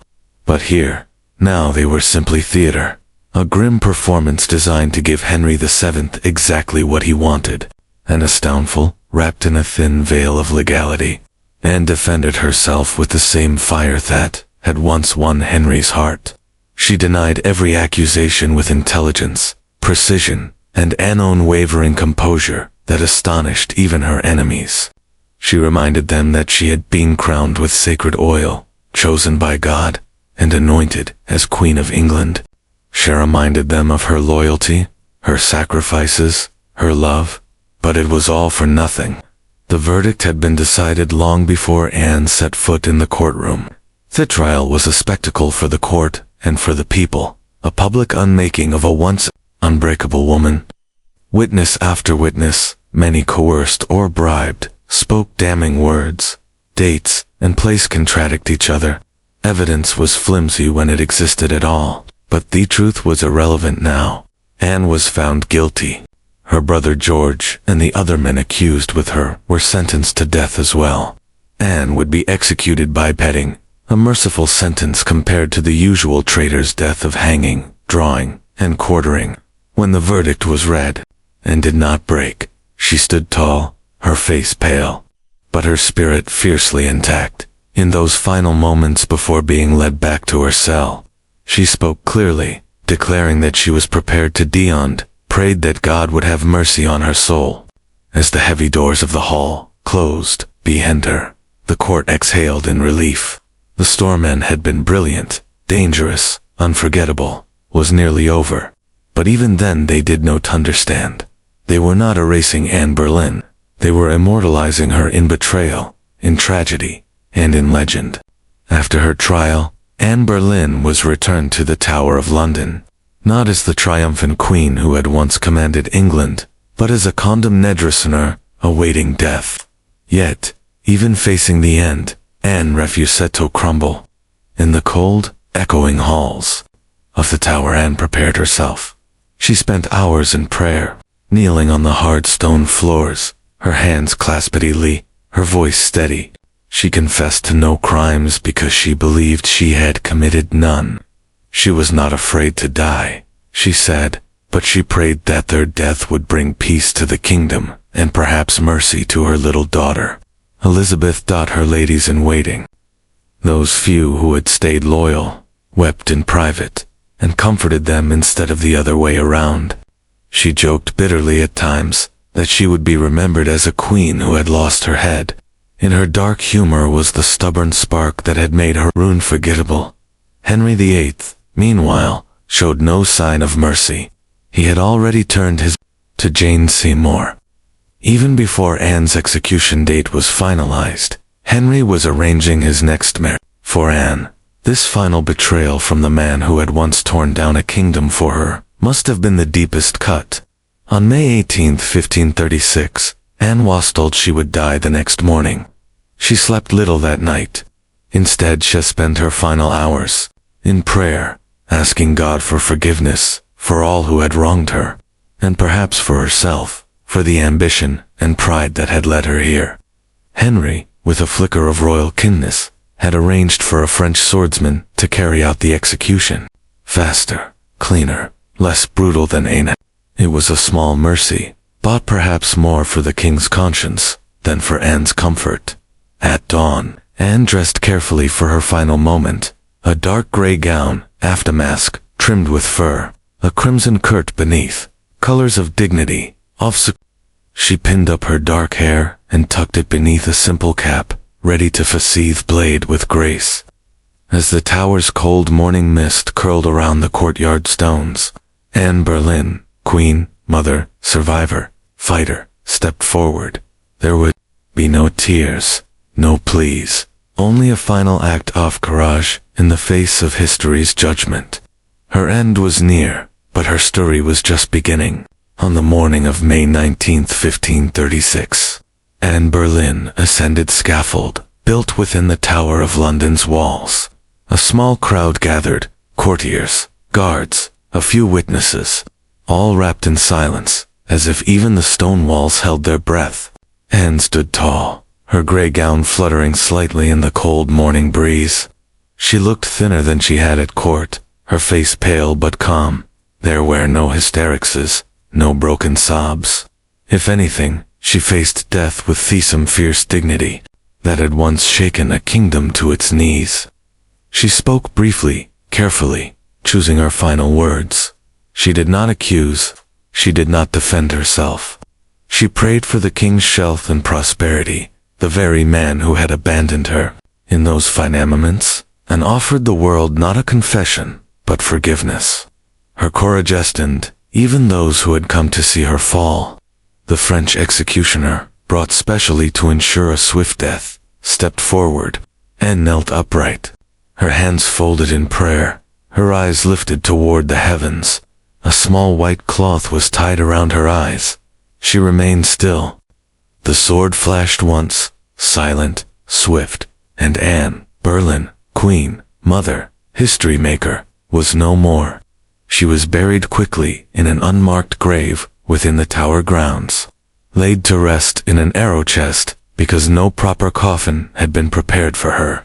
A queen once crowned in gold, now lived to vanish without ceremony. Yet Anne's story didn't end in that cold grave. Her daughter Elizabeth, the child whose birth had once disappointed aching, would rise to become one of the greatest monarchs in English history. Elizabeth I, the Virgin Queen, whose reign would see the flowering of English art, power, and global influence. A queen who inherited her mother's fire spirit, sharp mind, and unyielding resilience. Anne Boleyn changed the course of England forever. Her ambition helped trigger the break with Rome and the birth of the Church of England. Her fall showed the world that even queens could be cast aside. Yet through her blood, through Elizabeth, Anne's legacy blazed brighter than any crown she had worn in life. In the end, Anne Boleyn won a kind of immortality, not through her survival, but through her indelible impact on history. Music by the early 1770s, the American colonies simmered, like a pot left too long over a roaring fire. Their relationship with Britain, once seen as the proud mother country, had soured into resentment, suspicion, and growing fury. It hadn't started with tea. Years earlier, the Stamp Act had enraged Coldest by placing taxes on everything from newspapers to playing cards. That was followed by the Townshend Acts, taxing essentials like paper, glass, and paint. Each new law passed thousands of miles away by a parliament in which the colonists had no representation was like another spark landing in dry brush. At first, the anger showed itself in polite petitions and fiery pamphlets. Colonial assemblies drafted formal protests. Merchants organized boycotts. Writers like Samuel Adams and John Dickinson filled newspapers with passionate arguments about liberty and rights. But as time wore on, frustration deepened into something darker, that Britain wasn't listening. Worse, Britain didn't care. Many colonists clung to the hope that if they just made enough noise, if they just reasoned hard enough, Parliament would repeal the taxes, and sometimes they did. The Stamp Act was famously repelled after loud colonial protest, but every small victory was followed by new legislation, new taxes, new insults. It wasn't about the money. It never really was. The taxes themselves were modest by British standards. What infuriated the colonists was the principle. They were being taxed without consent, treated as subjects rather than citizens, ruled like distant possessions rather than partners. Boston, more than any other city, became the beating heart of resistance. The Sons of Liberty, a scriptive, fiery group of patriots, grew louder and bolder. In 1770, tensions exploded into violence when British soldiers fired on unarmed civilians, in what became known as the Boston Massacre. Blood had already stained the cobblestones. Trust was a thing of the past. By 1773, the colonies were teetering on the edge.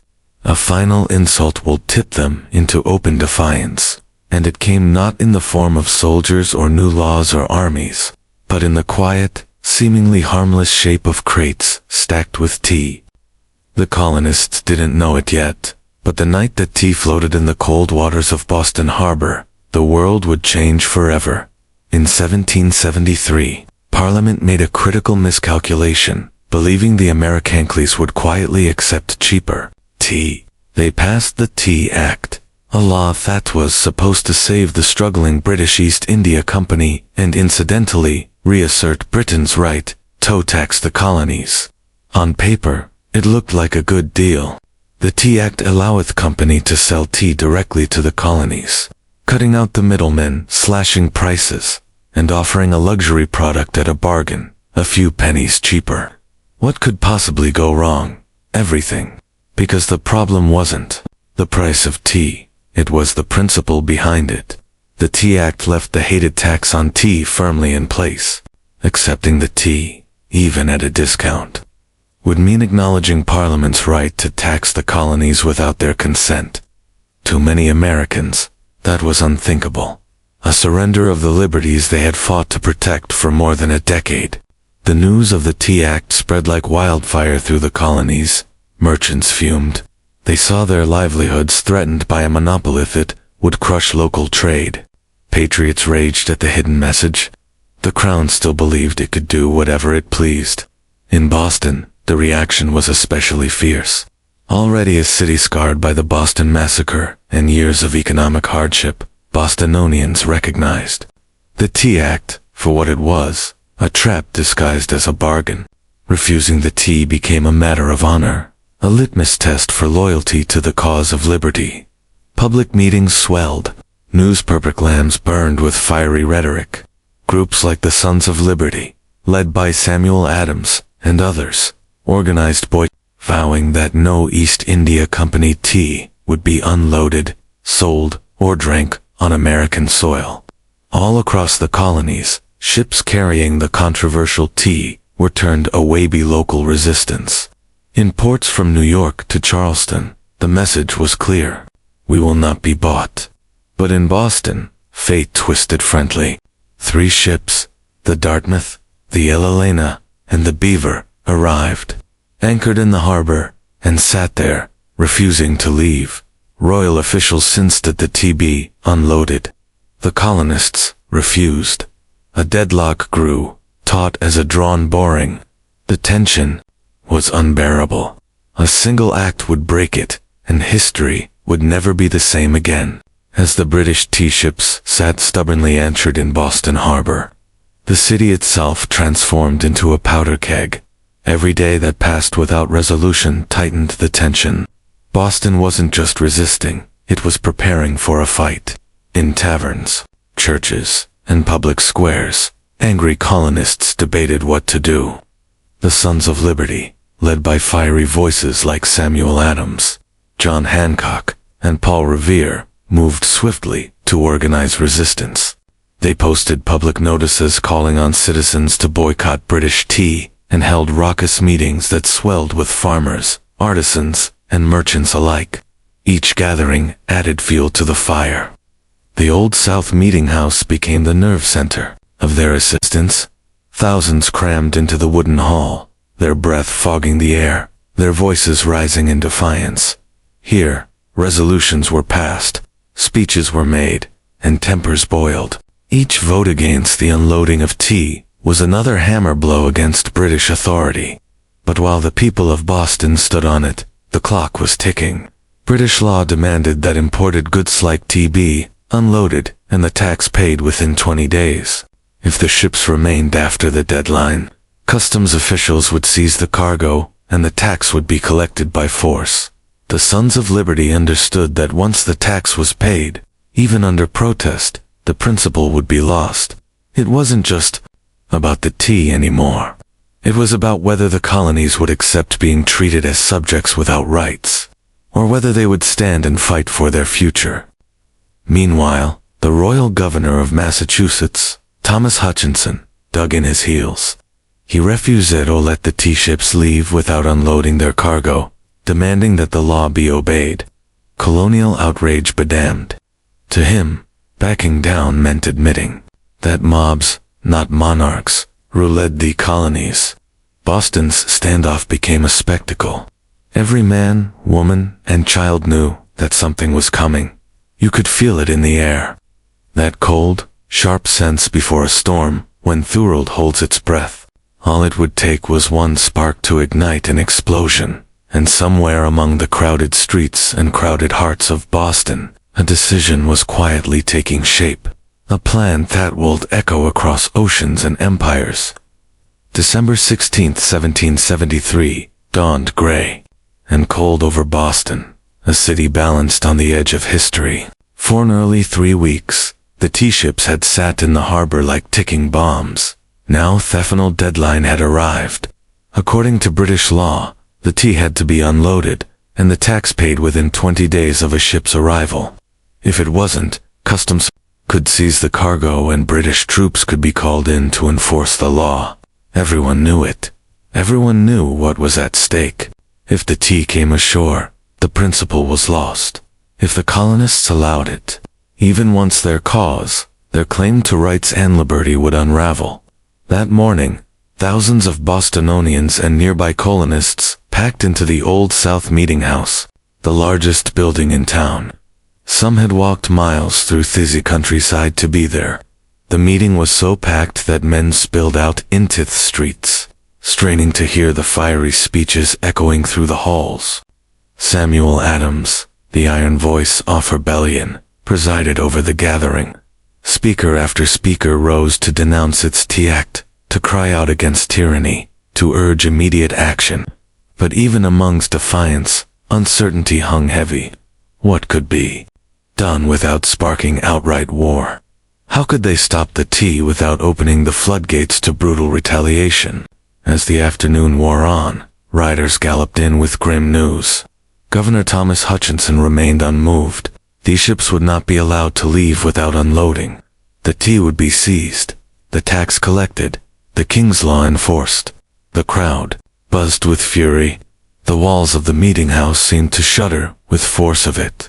Yet Samuel Adams stood calmly and spoke the words that signal at the end of debate. This meeting can do nothing more to save the country. A simple sentence, but everyone knew what it meant.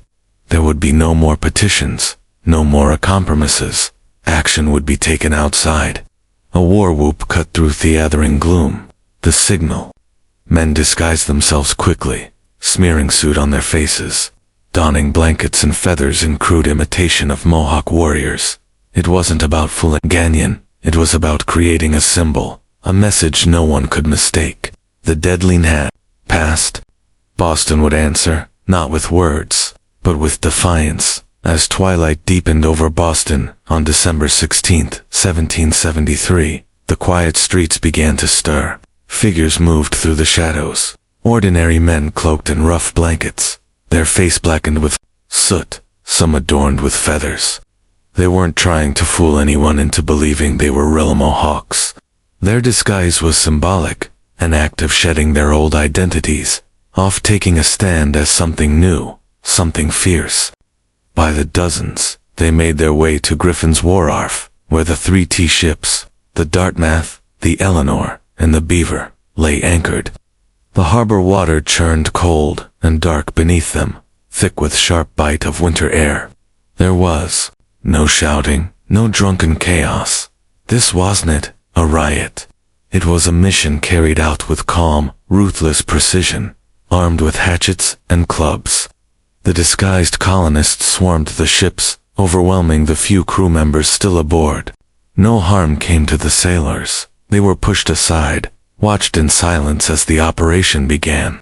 Men split open the wooden chests with practiced blows, the fragrant smell of fresh tea spilling into the cold night air. Others heaved the crates overboard, their heavy splashes echoing across the still waters of the harbor. Chest after chest, 342 in total, was broken and dumped until the black water swirled with thousands of pounds of tea leaves. Spectators watched from the wharf silent weird. British guards stationed nearby no move to intervene. Whether from confusion, sympathy, or fear of escalating violence remains unclear. Some accounts suggest that even among British loyalists there was an understanding something had shifted and there would be no stopping it tonight. The discipline was extraordinary. No cargo was stolen. No one raided the ships for valuables. Only the tea, the hated symbol of British oppression, was targeted. In a town where hunger and hardship were daily realities, the men could have easily turned the protest into an excuse for looting. They did not. When it was over, the harbor resembled a great swirling cauldron filled with torn chests and soaking tea leaves. The smell of the sea mixed with the sharp tang of smashed tea, filling the night air with a strange, bittersweet scent. The work was done. Silently, the men disappeared into the night, vanishing into the alleys and back streets of Boston. They left behind no names, no leaders, no claims to fame, only the unmistakable mark of revolution. As the last broken crates bobbed in the dark water, Boston stood still, almost holding its breath. The Boston Tea Party wasn't a riot, a brawl, or a drunken spectacle. It was something far rarer, an act of cold, deliberate defiance carried out, the cloak of night. The harbor was transformed into a giant swirling teapot. Thousands of pounds of East India Company tea floated in great mats in the water, staining it black. Some colonists, curious and rebellious, scooped handfuls of soaked leaves from the harbor, only to be chastised by the Sons of Liberty patrolling the docks. Nothing was to be salvaged. No one would profit from this night's work. This was principle, pure and simple. The town woke the next morning to the smell of salty tea hanging heavy in the air. News spread like wildfire. Word of mouth, letters, broadsheets. By midday, everyone, from apprentices to merchants, knew what had happened, and opinions split fast. Among patriots there was pride, a fierce, swelling pride, that ordinary men had stood up to the mightiest empire in the world and struck a blow for liberty. Among loyalists and moderates, there was to them, the destruction of property was reckless, dangerous. Had the colonies crossed a line they couldn't walk back from? Governor Thomas Hutchinson raged in his mansion, furious not only at the destruction, but at the message it sent. If the king's authority could be defied so brazenly in Boston, where else might rebellion spark? British officials were stunned. They had expected protests, boycotts, maybe another riot like those that had broken out over the Stamp Act. They hadn't expected organized, disciplined revolutionaries to calmly destroy tens of thousands of pounds of royal property without so much as breaking a window.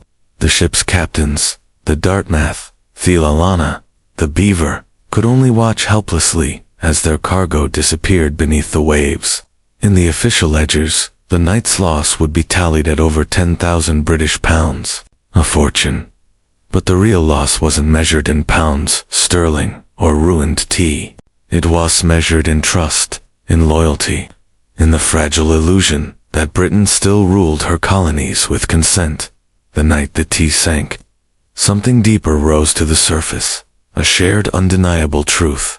The age of peaceful protest was ending. A reckoning was coming. And Boston was ready. When word of the Boston Tea Party crossed the Atlantic and reached London, the reaction was swift and furious. To British officials, it was not simply a protest. It was rebellion, an open, mocking challenge to royal authority that could not be ignored. King George III, upon hearing the news, was said to have grown cold with anger. Parliament, already frustrated by years of colonial disobedience, exploded in outrage. They demanded punishment, not just for the city of Boston, but as a warning to all the American colonies. The result was a series of laws so harsh, they were quickly nicknamed the Intolerable Acts in America. The first blow came swiftly. The Boston Port Act. In one brutal stroke, Parliament ordered the closure of Boston's bustling harbor, the economic lifeline of the city, until the destroyed was paid for and order restored. Ships could no longer enter or leave. Trade vanished. Goods and supplies dried up. Boston, once vibrant and noisy, grew quiet, its docks eerily still. But the punishment didn't stop there. The Massachusetts Government Act stripped the colony of its self-governing rights, placing it firmly under the king's appointed officials. The Administration of Justice Act allowed royal officials accused of crimes to be tried back in Britain. A clear message that British authorities were untouchable. And to make sure the colony's new force was an option, British soldiers were quartered in Boston, living among the very citizens they were meant to subdue. The message was clear. Rebellion would be crushed. Liberty was a luxury the crown would no longer tolerate. But Parliament's heavy hand had an unintended effect. Instead, of frightening the other colonies into submission, it outraged them. News of Boston's suffering, of its port closed, its people starving under martial law, stirred deep sympathy and righteous anger throughout America. Wagon loads of food and supplies poured into Boston from neighboring colonies. Letters of support, pledges of unity, and secret meetings began to weave the once fragmented colonies closer together.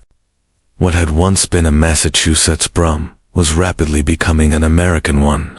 In punishing Boston, Britain had hoped to make an example of them. Instead, they made Boston a symbol, a rallying cry for resistance.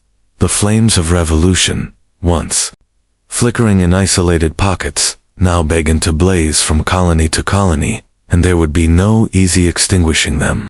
The punishment of Boston sent shock waves far beyond the rocky shores of Massachusetts. Across the 13 colonies, outrage turned into something far more dangerous for Britain: unity. For years, the colonies had acted like distant cousins, bickering and competing, separated by geography, religion, and trade valleys. But when Parliament slammed Boston's harbor shut and stripped Massachusetts its self-governance, Americans across the continent realized if it could happen to Boston, it could happen to Tonya. From Virginia to Pennsylvania, South Carolina to New Hampshire, the response was swift. Colonists sent wagons full of food, supplies, and letters of solidarity to the suffering people of Boston. Town meetings buzzed with anger. Newspaper printers worked day and night to spread the news. The fight was no longer Boston's alone. It was. And so, in September 1774, something unprecedented happened.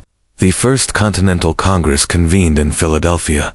For the first time, representatives from 12 of the 13 colonies gathered under one roof to discuss a unified response. Men like George Washington, Patrick Henry, John Adams, and Samuel Adams, once merely agile figures, now stood together as architects of a movement that was growing larger by the day. Their goal, at least officially, was not yet full independence. Most still hoped for reconciliation, for a return to the old relationship of mutual respect under the British Crown. But beneath the polite debates and carefully worded petitions, a deeper understanding was taking root. The colonists could no longer afford to stand separately. At the Congress, they agreed to a sweeping boycott of British goods. They pledged mutual support in the face of further British aggression, and they made it clear any attack on one colony would be considered an attack on all. In taverns and meeting houses across the continent, ordinary people began using words that had once been whispered only in private: unity, resistance, liberty. In bringing the hammer down on Boston, Britain had imagined it would crush rebellion. Instead, it had welded the colonies together into something far more dangerous. A people who, despite their differences, were beginning to think of themselves not as scattered provinces, but as Americans. The winds of revolution were no longer just stirring. They were gathering into a storm, and it was too late for Britain to stop it. The night the tea sank into Boston Harbor, it wasn't just crates that were destroyed. It was the illusion that the American colonies could remain loyal subjects forever. The Boston Tea Party lit a spark that no king, no army, no distant parliament could ever snuff out. In the months that followed, that spark caught fire across the colonies. What had once been protests, boycotts, and polite petitions hardened into open resistance. Town militias began drilling openly, storehouses filled with powder and shot. Men who had once toasted King George III in taverns now whispered about revolution. Under the same roofs, Boston became a symbol of sacrifice. Battered but unbowed, the more Britain tried to tighten its grip, the more the colonies slipped through its fingers.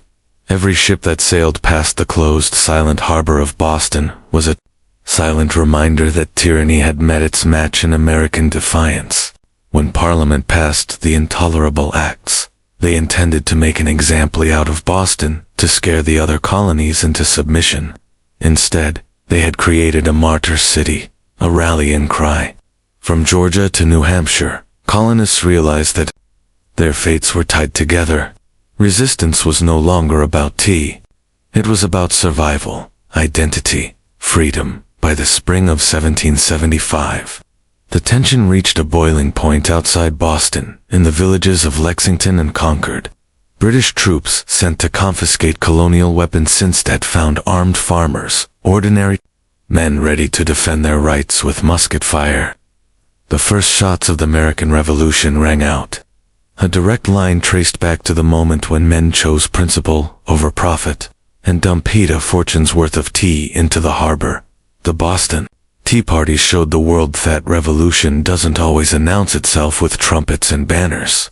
Sometimes it starts quietly with a small group of determined people, standing in the cold, choosing defiance over fear, and dumping the tea. The colonists weren't just rejecting a tax, they were rejecting an empire. And though the road ahead would be bloody, bitter, and uncertain, one thing had become clear that night in Boston Harbor. The American colonies were no longer loyal subjects. They were something new, something dangerous.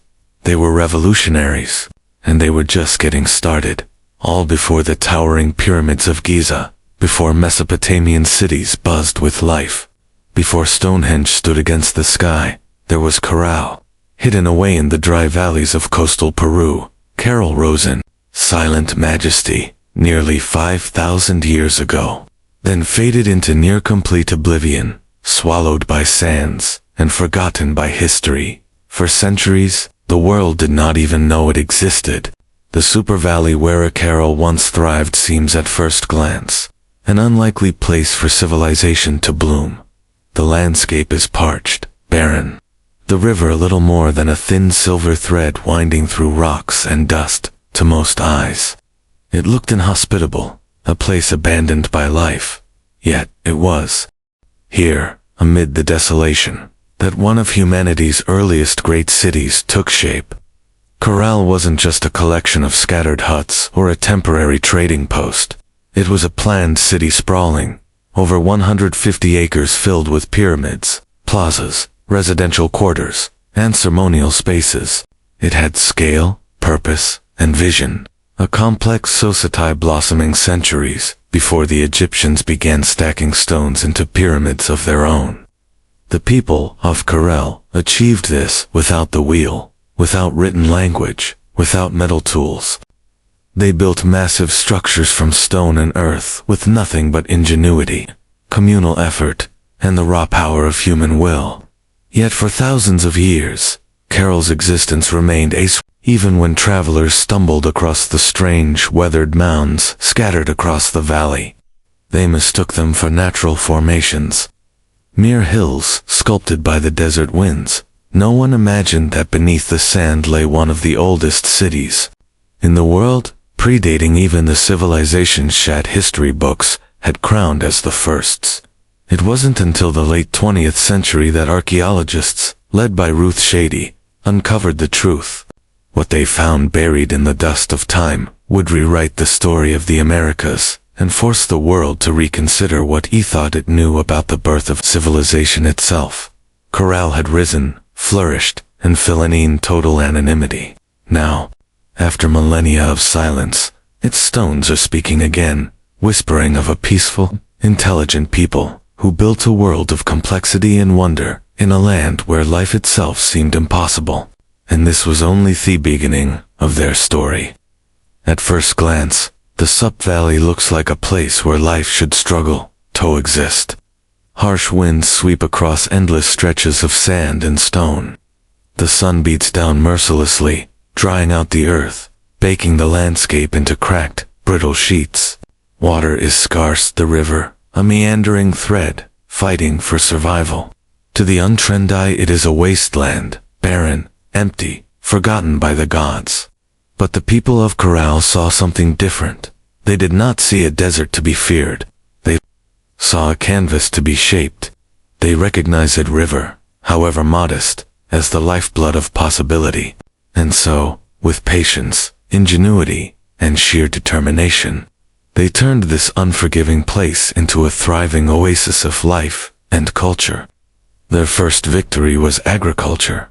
They learned to tame the river's seasonal floods, building simple but brilliant irrigation systems that channeled water across the valley floor. Where others saw sand and dust, they coaxed green shoots of hope. Cotton, beans, squash, guava, sweet potatoes, cotton, in particular, became their treasure.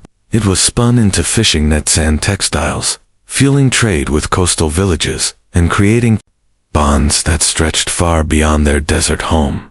But growing crops was only part of their mastery. The people of Corral understood that survival in the desert required balance. They worked with nature, not against it. They built their homes and plazas from stone and earth designed to withstand both scorching heat and the punishing rains that occasionally swept through the valley. They studied the stars and seasons, planning their harvests with the precision of master astronomers. Trade became the veins and arteries of Corral's economy. Dried fish, cotton, fruits, and handmade goods flowed up and down the coast. In exchange, Carol received exotic goods, colorful shells from the Pacific, rare stones from the Andes, ideas from distant peoples. They were not isolated. They were connected. In a land where survival seemed impossible, Carol thrived through intelligence, innovation, and community. They didn't conquer the desert with brute force.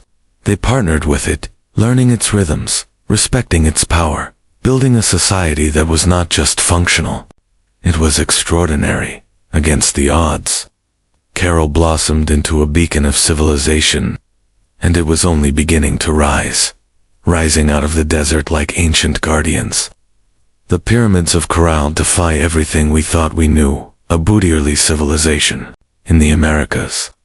These were not small, crude structures built by primitive hands. They were massive, deliberate works of architecture created by a people with vision, organization, and ambition. The centerpiece of the city was the Pyramid Mayor, the largest of Corral's monumental structures. It stretched marathon 450 feet in length and towered nearly 60 feet above the desert floor, a feat of engineering on par with the early wonders of the ancient world. Built from stone, mud, and woven red bags filled with rocks, the pyramid was designed not just to endure the harsh climate, but to withstand the punishing earthquakes that occasionally rattled the region. And endure it did, standing silent against wind and time for nearly 5 millennia. But the pyramids of Carol were not tombs. Unlike the massive burial complexes of Egypt, Carol's pyramids served a different purpose. They were centers of ceremony, power, and public. Temples and gathering spaces crowned their summits, accessible by broad, elegant staircases.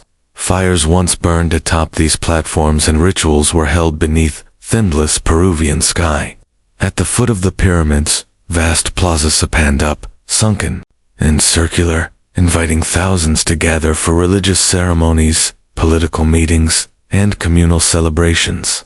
The very design of Carol's cityscape suggested a society that prized community and order, a people deeply connected to one another and to the cosmos. Around the pyramids, smaller residential complexes fanned out, likely home to priests, administrators, artisans, and farmers. The pyramids themselves seemed to have been strategically placed, aligned with celestial events, sunrises, solstices, the cycles of the stars. To the people of Corral, architecture wasn't just practical. It was spiritual, mathematical, cosmic. Walking among the withered stones today, it's almost impossible not to feel a strange sense of awe. These structures were reset without metal tools, without the wheel, without beasts of burden. Yet, they rose with symmetry, scale, and staggering precision. The great pyramids of Corral were not built for vanity, nor for war. They were built to connect earth and sky, community and cosmos, humanity and eternity, and they still whisper across the sands, telling a story that refuses to be forgotten. Among the ruins of Corral, there is something profoundly different, something that sets it apart from so many ancient civilizations. No weapons have been found buried beneath its sands. No defensive walls circle its plazas. No mass graves hint bloody conquest or internal strife. Unlike the kingdoms that rose and fell through war, Carol was a society built in peace. It's a revelation that defies expectations. Here was a civilization that flourished not through violence, but through cooperation, trade, and shared belief. The people of Corral seem to have invested their energy not in armies or fortresses, but in architecture, astronomy, music, and communal life. Their plazas and pyramids weren't monuments to victory over enemies. They were centers of celebration, worship, and governance. This was a civilization that chose to gather rather than conquer, to negotiate rather than destroy. Trade was the lifeblood of Carol's success. Cotton grown along the fertile riverbanks was spun into fishing nets that were traded with coastal communities. In return, Carol received dried fish, an essential source of protein, and exotic goods from faraway places, colorful shells from the Pacific, precious stones from the highlands, and even rare tropical fruits from distant valleys. This wide network of trade stitched the region together, binding far-flung communities into a peaceful web of mutual benefit. And in the center of it all, Corral thrived as a cultural and economic hub. Religious and ceremonial life played a vital role in maintaining social harmony. The city's grand public spaces and sunken plazas likely served as stages for rituals that united the people under shared spiritual beliefs. Music filled these gatherings. Flutes carved from condor bones, drums made from deer hides, creating soundscapes echoed across the desert, tying individual lives to something greater. Leadership, too, appeared to rely less on military strength and more on spiritual authority and civic organization. The city's leaders must have coordinated massive construction projects, seasonal agricultural cycles, and complex trade agreements, all without leaving behind the brutal scars of war. In an ancient world so often defined by conflict, Corral stands as a shining exception, a reminder that civilization does not have to rise on the broken backs of the conquered. It can instead be built by the quiet power of collaboration, creativity, and trust. At Carol, the stones still seemed to hum with echoes of a world long gone. It was not just a city of buildings and trade. It was a city alive with sound, ceremony, and spiritual rhythm. Music and ritual were woven into the very heartbeat of Carol's civilization. Archaeologists digging carefully through the dry sands uncovered a treasure trove of ancient instruments. Flutes crafted from the bones of condors and pelicans, whistles fashioned from deer antlers, small drums stretched with animal hides. These artifacts were not simple toys. They were crafted with care, tuned to specific notes, designed to carry sound across the wide-open plazas of the city. In a world without written language, music spoke the language of the soul. Imagine it. the low thrum of drums rising at dusk, flutes keening like theatsart wind, feet stamping on the sunken plazas as hundreds gathered under the fading light. Fires would crackle at top pyramid platforms.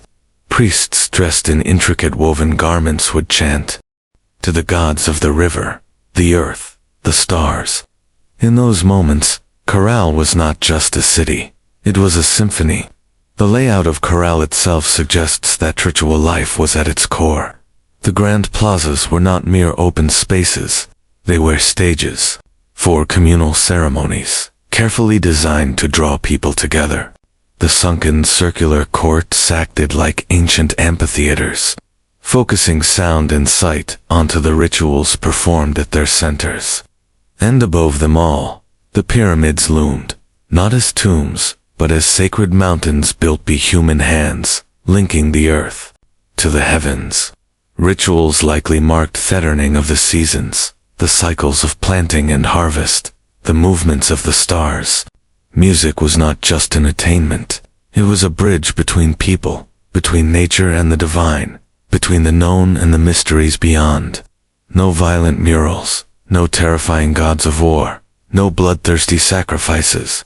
In Corral, the spiritual world seems to have been one of harmony, celebration, and reverence. Even today, when the desert wind whistles through the ruins, you can almost hear it.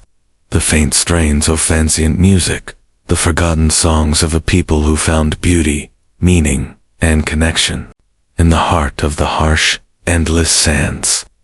Corral wasn't just a place of music, trade, and ritual. It was a marvel of engineering, a testament to human ingenuity in one of the harshest landscapes on earth. Without metal tools, without the wheel, without draft animals, the people of Corral shaped a city of stone and earth that has endured nearly 5,000 years. Their achievements were astonishing. Massive pyramids rose from the desert floor, constructed not with small, fragile bricks, but with enormous stones carried across the dry valley. Workers transported rocks using reed bags, ingenious baskets strong enough to bear heavy loads woven from very plants that grew along the riverbanks. Layer upon layer they built with care, stacking stone and filling the interiors with rubble, to create structures that could withstand not only time but nature's fury. And they understood nature well. Corral lies in a region prone to violent earthquakes, yet their pyramids and plazas survived largely intact. How? By mastering earthquake-resistant architecture. Builders used flexible construction techniques, layered, fills-wide foundations, and rounded corners, that allowed their monuments to absorb and dissipate seismic energy. It was engineering born, not from textbooks, but from an intimate knowledge of the earth itself. Water management was another side. Despite living in a desert, the people of Corral developed sophisticated irrigation systems. Channels and canals carefully guided river water to their agricultural fields, allowing crops to flourish even during dry seasons. No water was wasted. Every drop mattered. The layout of Corral itself reflected brilliant urban planning. Major structures aligned with key astronomical points, suggesting a deep understanding of the solar cycles. The sunken plazas with their precise geometry were more than gathering places. They were instruments for tracking the heavens, allowing priests and astronomers to predict seasons crucial for survival. Even the city's organization spoke of a complex society. Residential zones, administrative areas, ceremonial centers, all were arranged in harmony, balancing communal life with sacred spaces. They built not just for the moment, but for generations. Today, as modern engineers marvel at Corral's resilience, they are reminded that greatness is not measured by technology alone. Sometimes the deepest wisdom lies in understanding the forces of nature, in working with the land, not